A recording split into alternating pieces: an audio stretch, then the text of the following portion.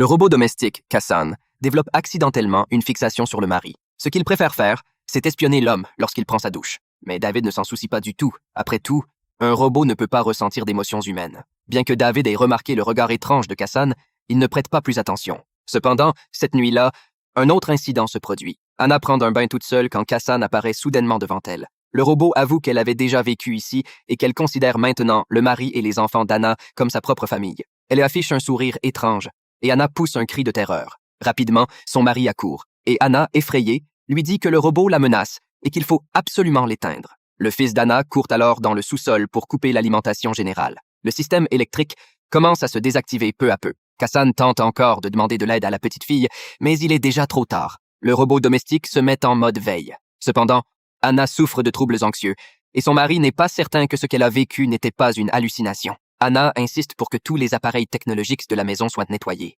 David pense qu'il pourrait enfermer le robot dans le sous-sol et laisser Anna se calmer un peu. Mais Anna reste extrêmement agitée. À ce moment-là, leur fils entre dans la pièce. Il dit avoir vu sa tante décédée dans un rêve et qu'il a ressenti une présence particulièrement réelle. Le lendemain, Anna décide de réactiver le système intelligent. Le ressenti de son fils la fait réaliser que le problème ne vient pas du robot, mais d'elle-même. Cependant, Kassan fait une remarque encore plus choquante. Et ce qu'Anna n'avait pas prévu, c'est que dès qu'elle part, Kassan se tourne vers son mari. Pendant ce temps, Anna se rend chez le psychiatre. Mais dès qu'elle rentre chez elle, Kassan s'enquiert de savoir comment se passe la séance et si tout s'est bien déroulé. Peut-être que la prochaine fois, Kassan pourrait aussi accompagner Anna pour sa thérapie.